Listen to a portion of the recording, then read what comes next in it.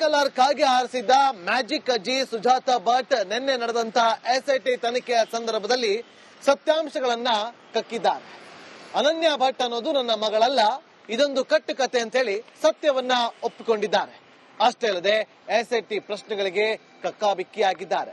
ಹಾಗಾದ್ರೆ ಸುಜಾತಾ ಭಟ್ ತಮ್ಮ ಕೇಸನ್ನ ವಾಪಸ್ ಪಡೆದುಕೊಳ್ತಾರ? ಮುಂದೇನಾಗ್ಬೋದು? ಬಹಳ ಕುತೂಹಲ ಇದೆ. ಈ ರಿಪೋರ್ಟ್ ನೋಡಿ. ಧರ್ಮಸ್ಥಳದಲ್ಲಿ 106 ಶವಗಳನ್ನ ಹೂತಿಟ್ಟ ಪ್ರಕರಣಕ್ಕೆ ಮತ್ತಷ್ಟು ರೋಚಕತೆ ಹುಟ್ಕೊಂಡಿರೋದು ಅನನ್ಯ ಭಟ್ ನಾಪತ್ತೆ ಪ್ರಕರಣದಿಂದ. ಸುಜಾತಾ ಭಟ್ ಅನ್ನುವಂತ ಮಹಿಳೆ, ನನ್ನ ಮಗಳು ಅನನ್ಯ ಭಟ್ ಧರ್ಮಸ್ಥಳದಲ್ಲಿ ನಾಪತ್ತೆ ಆಗಿದ್ದಾರೆ ಅನ್ನುವಂತ ಒಂದು ಹೇಳಿಕೆಯನ್ನ ಕೊಡ್ತಾರೆ. ಜೊತೆಗೆ ಠಾಣೆಗೆ ಹೋಗಿ ಬೆಳ್ತಂಗಡಿ ಠಾಣೆಯಲ್ಲಿ ಒಂದು ಮನವಿಯನ್ನ ಕೂಡ ಮಾಡ್ಕೊತಾರೆ, ನನ್ನ ಮಗಳು ನಾಪತ್ತೆ ಆಗಿದ್ದಾರೆ ಅಂತ. ಆ ನಂತರದಲ್ಲಿ ಸಾಕಷ್ಟು ಹೇಳಿಕೆಯನ್ನ ಯೂಟ್ಯೂಬ್ ನಲ್ಲಿ ಇರಬಹುದು ಅಥವಾ ಸಾಮಾಜಿಕ ಜಾಲತಾಣದಲ್ಲಿ ಆಕೆ ಬೇರೆ ಬೇರೆ ರೀತಿಯ ಹೇಳಿಕೆಗಳನ್ನ ಕೊಡ್ತಾ ಬರ್ತಾಳೆ. ಅದರಲ್ಲೂ ಪ್ರಮುಖವಾಗಿ ಮಣಿಪಾಲದ ವೈದ್ಯಕೀಯ ಕಾಲೇಜಿನಲ್ಲಿ ನನ್ನ ಮಗಳು MBBS ಓದ್ತಾ ಇದ್ಲು ಅನ್ನುವಂತ ಹೇಳಿಕೆಯನ್ನ ಕೊಡ್ತಾರೆ. ಜೊತೆಗೆ ನನಗೆ ಧರ್ಮಸ್ಥಳದಿಂದ ಭೂಮಿಯ ವಿಚಾರವಾಗಿ ಅನ್ಯಾಯವಾಗಿದೆ ಅನ್ನುವಂತ ಮಾತನ್ನು ಕೂಡ ಹೇಳ್ತಿರುವಂತದ್ದು. ಇದೆಲ್ಲವೂ ಕೂಡ ಸತ್ಯ ಏನು, ಅದರ ಸುಳ್ಳೇನು ಅನ್ನುವಂಥದ್ದು ಈಗಾಗಲೇ ಹೊರ ಬಂದಿರುವಂತದ್ದು. ರಿಪಬ್ಲಿಕ್ ಕನ್ನಡದ ಮೂಲಕ ಸತ್ಯ ಸುಳ್ಳಿನ ಒಂದು ವ್ಯತ್ಯಾಸಗಳು ಏನಿದೆ ಮತ್ತು ಅದರಲ್ಲಿ ಯಾವುದು ಹಾಕಿ ಹೇಳಿರೋದು ಸತ್ಯ ಮತ್ತು ಯಾವುದು ಸುಳ್ಳು ಅನ್ನುವಂಥದ್ದು ಎಲ್ಲವೂ ಕೂಡ ಸದ್ಯಕ್ಕೆ ಹೊರ ಬಂದಿರುವಂತದ್ದು. ಆದ್ರೂ ಕೂಡ SIT ಅಧಿಕಾರಿಗಳು ಆಕೆಯನ್ನ ತನಿಖೆಗೆ ಒಳಪಡಿಸಬೇಕು ಅನ್ನುವಂತ ಉದ್ದೇಶದಿಂದ ಈಗ 23ನೇ ತಾರೀಕು SIT ಕಚೇರಿಗೆ ಬರಬೇಕು ಅನ್ನುವಂತ ಒಂದು ಆದೇಶವನ್ನ ಮಾಡಿದ್ರು. ಆದ್ರೆ ತನಗೆ ಅನಾರೋಗ್ಯ ಇರೋ ಕಾರಣಕ್ಕೆ ಯಾವುದೇ ರೀತಿಗೆ 23ಕ್ಕೆ ಹಾಜರಾಗೋದಕ್ಕೆ ಸಾಧ್ಯ ಆಗೋದಿಲ್ಲ ಅನ್ನುವಂತ ಮನವಿಯನ್ನ ಸುಜಾತಾ ಭಟ್ ಮಾಡಿರೋದ್ರಿಂದ ಆಕೆ 29ಕ್ಕೆ ನಾನು ಬರ್ತೇನೆ SIT ಕಚೇರಿಗೆ ಅನ್ನೋದನ್ನ ಹೇಳ್ತಾರೆ. ಆ ನಂತರದಲ್ಲಿ 26ನೇ ತಾರೀಕಿಗೆ SIT ಕಚೇರಿಗೆ 5 ಗಂಟೆಗೆ ಮುಂಜಾನೆ 5 ಗಂಟೆಗೆ ಬಂದು ಹಾಜರಾಗ್ತಾರೆ. ಹರೀಶ್ ಪಾಲೆಚಾರ್, ರಿಪಬ್ಲಿಕ್ ಕನ್ನಡ.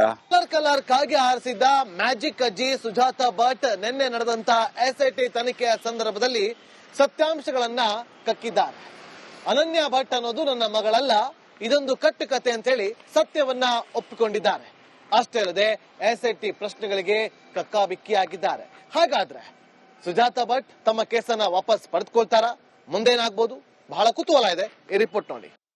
ಧರ್ಮಸ್ಥಳದಲ್ಲಿ 106 ಶವಗಳನ್ನ ಹೂತಿಟ್ಟ ಪ್ರಕರಣಕ್ಕೆ ಮತ್ತಷ್ಟು ರೋಚಕತೆ ಹುಟ್ಕೊಂಡಿರೋದು ಅನನ್ಯ ಭಟ್ ನಾಪತ್ತೆ ಪ್ರಕರಣದಿಂದ.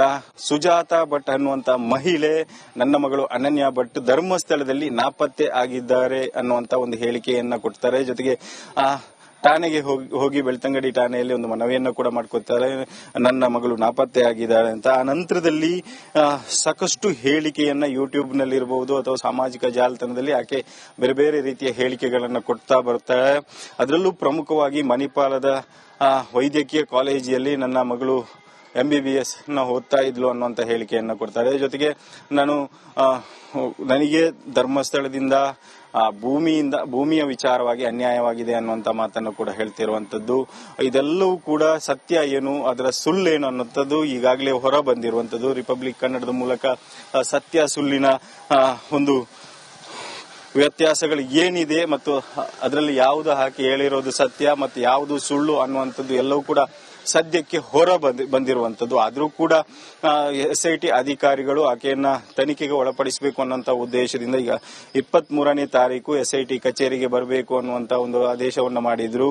ಆದ್ರೆ ತನಗೆ ಅನಾರೋಗ್ಯ ಇರೋ ಕಾರಣಕ್ಕೆ ಯಾವುದೇ ರೀತಿಗೆ 23ಕ್ಕೆ ಹಾಜರಾಗೋದಕ್ಕೆ ಸಾಧ್ಯ ಆಗೋದಿಲ್ಲ ಅನ್ನುವಂತ ಮನವಿಯನ್ನ ಸುಜಾತಾ ಭಟ್ ಮಾಡಿರೋದ್ರಿಂದ ಆಕೆ 29ಕ್ಕೆ ನಾನು ಬರ್ತೇನೆ SIT ಕಚೇರಿಗೆ ಅನ್ನೋದನ್ನ ಹೇಳ್ತಾರೆ. ಆ ನಂತರದಲ್ಲಿ 26ನೇ ತಾರೀಕಿಗೆ SIT ಕಚೇರಿಗೆ 5 ಗಂಟೆಗೆ ಮುಂಜಾನೆ 5 ಗಂಟೆಗೆ ಬಂದು ಹಾಜರಾಗ್ತಾರೆ. ಹರೀಶ್ ಪಾಲೆಚಾರ್, ರಿಪಬ್ಲಿಕ್ ಕನ್ನಡ. ಕಲರ್ ಕಾಗೆ ಹಾರಿಸಿದ್ದ ಮ್ಯಾಜಿಕ್ ಅಜ್ಜಿ ಸುಜಾತಾ ಭಟ್ ನಿನ್ನೆ ನಡೆದಂತ SIT ತನಿಖೆಯ ಸಂದರ್ಭದಲ್ಲಿ ಸತ್ಯಾಂಶಗಳನ್ನ ಕಕ್ಕಿದ್ದಾರೆ. ಅನನ್ಯ ಭಟ್ ಅನ್ನೋದು ನನ್ನ ಮಗಳಲ್ಲ, ಇದೊಂದು ಕಟ್ಟುಕತೆ ಅಂತ ಹೇಳಿ ಸತ್ಯವನ್ನ ಒಪ್ಪಿಕೊಂಡಿದ್ದಾರೆ.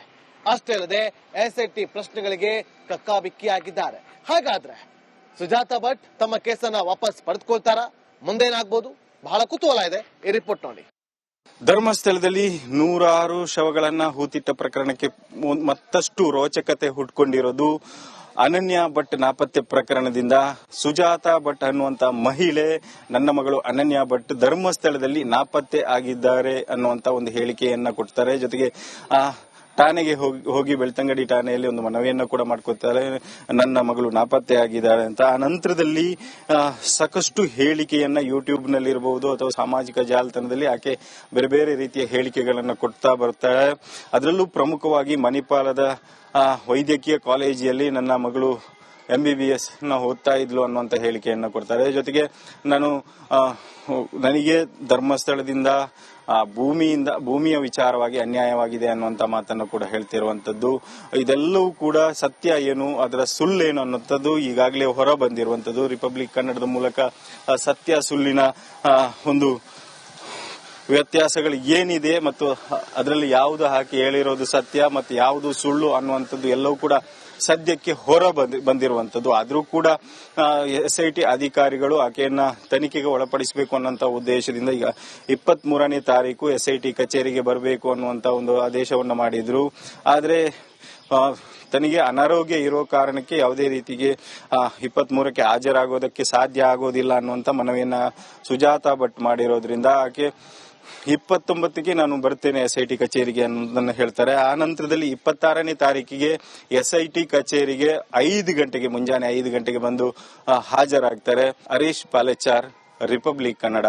ಕಲರ್ ಕಾಗೆ ಹಾರಿಸಿದ್ದ ಮ್ಯಾಜಿಕ್ ಅಜ್ಜಿ ಸುಜಾತಾ ಭಟ್ ನಿನ್ನೆ ನಡೆದಂತ SIT ತನಿಖೆಯ ಸಂದರ್ಭದಲ್ಲಿ ಸತ್ಯಾಂಶಗಳನ್ನ ಕಕ್ಕಿದ್ದಾರೆ. ಅನನ್ಯ ಭಟ್ ಅನ್ನೋದು ನನ್ನ ಮಗಳಲ್ಲ, ಇದೊಂದು ಕಟ್ಟುಕತೆ ಅಂತ ಹೇಳಿ ಸತ್ಯವನ್ನ ಒಪ್ಪಿಕೊಂಡಿದ್ದಾರೆ. ಅಷ್ಟೇ ಅಲ್ಲದೆ SIT ಪ್ರಶ್ನೆಗಳಿಗೆ ಕಕ್ಕಾಬಿಕ್ಕಿಯಾಗಿದ್ದಾರೆ. ಹಾಗಾದ್ರೆ ಸುಜಾತಾ ಭಟ್ ತಮ್ಮ ಕೇಸನ್ನ ವಾಪಸ್ ಪಡೆದುಕೊಳ್ತಾರಾ? ಮುಂದೇನಾಗಬಹುದು? ಬಹಳ ಕುತೂಹಲ ಇದೆ. ಈ ರಿಪೋರ್ಟ್ ನೋಡಿ. ಧರ್ಮಸ್ಥಳದಲ್ಲಿ 106 ಶವಗಳನ್ನ ಹೂತಿಟ್ಟ ಪ್ರಕರಣಕ್ಕೆ ಮತ್ತಷ್ಟು ರೋಚಕತೆ ಹುಟ್ಕೊಂಡಿರೋದು ಅನನ್ಯ ಭಟ್ ನಾಪತ್ತೆ ಪ್ರಕರಣದಿಂದ ಸುಜಾತಾ ಭಟ್ ಅನ್ನುವಂತ ಮಹಿಳೆ ನನ್ನ ಮಗಳು ಅನನ್ಯ ಭಟ್ ಧರ್ಮಸ್ಥಳದಲ್ಲಿ ನಾಪತ್ತೆ ಆಗಿದ್ದಾರೆ ಅನ್ನುವಂತ ಒಂದು ಹೇಳಿಕೆಯನ್ನ ಕೊಡ್ತಾರೆ. ಜೊತೆಗೆ ಠಾಣೆಗೆ ಹೋಗಿ ಬೆಳ್ತಂಗಡಿ ಠಾಣೆಯಲ್ಲಿ ಒಂದು ಮನವಿಯನ್ನ ಕೂಡ ಮಾಡ್ಕೊತಾರೆ, ನನ್ನ ಮಗಳು ನಾಪತ್ತೆ ಆಗಿದ್ದಾಳೆ ಅಂತ. ಆ ನಂತರದಲ್ಲಿ ಸಾಕಷ್ಟು ಹೇಳಿಕೆಯನ್ನ ಯೂಟ್ಯೂಬ್ ನಲ್ಲಿ ಇರಬಹುದು ಅಥವಾ ಸಾಮಾಜಿಕ ಜಾಲತಾಣದಲ್ಲಿ ಆಕೆ ಬೇರೆ ಬೇರೆ ರೀತಿಯ ಹೇಳಿಕೆಗಳನ್ನ ಕೊಡ್ತಾ ಬರ್ತಾಳೆ. ಅದರಲ್ಲೂ ಪ್ರಮುಖವಾಗಿ ಮಣಿಪಾಲದ ವೈದ್ಯಕೀಯ ಕಾಲೇಜಿನಲ್ಲಿ ನನ್ನ ಮಗಳು MBBS ಓದ್ತಾ ಇದ್ಲು ಅನ್ನುವಂತ ಹೇಳಿಕೆಯನ್ನ ಕೊಡ್ತಾರೆ. ಜೊತೆಗೆ ನನಗೆ ಧರ್ಮಸ್ಥಳದಿಂದ ಭೂಮಿಯ ವಿಚಾರವಾಗಿ ಅನ್ಯಾಯವಾಗಿದೆ ಅನ್ನುವಂತ ಮಾತನ್ನು ಕೂಡ ಹೇಳ್ತಿರುವಂತದ್ದು. ಇದೆಲ್ಲವೂ ಕೂಡ ಸತ್ಯ ಏನು, ಅದರ ಸುಳ್ಳೇನು ಅನ್ನುವಂಥದ್ದು ಈಗಾಗಲೇ ಹೊರ ಬಂದಿರುವಂತದ್ದು. ರಿಪಬ್ಲಿಕ್ ಕನ್ನಡದ ಮೂಲಕ ಸತ್ಯ ಸುಳ್ಳಿನ ಒಂದು ವ್ಯತ್ಯಾಸಗಳು ಏನಿದೆ ಮತ್ತು ಅದರಲ್ಲಿ ಯಾವುದು ಹಾಕಿ ಹೇಳಿರೋದು ಸತ್ಯ ಮತ್ತು ಯಾವುದು ಸುಳ್ಳು ಅನ್ನುವಂಥದ್ದು ಎಲ್ಲವೂ ಕೂಡ ಸದ್ಯಕ್ಕೆ ಹೊರ ಬಂದಿರುವಂತದ್ದು. ಆದ್ರೂ ಕೂಡ SIT ಅಧಿಕಾರಿಗಳು ಆಕೆಯನ್ನ ತನಿಖೆಗೆ ಒಳಪಡಿಸಬೇಕು ಅನ್ನುವಂತ ಉದ್ದೇಶದಿಂದ ಈಗ 23ನೇ ತಾರೀಕು SIT ಕಚೇರಿಗೆ ಬರಬೇಕು ಅನ್ನುವಂತ ಒಂದು ಆದೇಶವನ್ನ ಮಾಡಿದ್ರು. ಆದ್ರೆ ತನಗೆ ಅನಾರೋಗ್ಯ ಇರೋ ಕಾರಣಕ್ಕೆ ಯಾವುದೇ ರೀತಿಗೆ 23ಕ್ಕೆ ಹಾಜರಾಗೋದಕ್ಕೆ ಸಾಧ್ಯ ಆಗೋದಿಲ್ಲ ಅನ್ನುವಂತ ಮನವಿಯನ್ನ ಸುಜಾತಾ ಭಟ್ ಮಾಡಿರೋದ್ರಿಂದ ಆಕೆ 29ಕ್ಕೆ ನಾನು ಬರ್ತೇನೆ SIT ಕಚೇರಿಗೆ ಅನ್ನೋದನ್ನ ಹೇಳ್ತಾರೆ. ಆ ನಂತರದಲ್ಲಿ 26ನೇ ತಾರೀಕಿಗೆ SIT ಕಚೇರಿಗೆ 5 ಗಂಟೆಗೆ ಮುಂಜಾನೆ 5 ಗಂಟೆಗೆ ಬಂದು ಹಾಜರಾಗ್ತಾರೆ. ಹರೀಶ್ ಪಾಲೆಚಾರ್, ರಿಪಬ್ಲಿಕ್ ಕನ್ನಡ.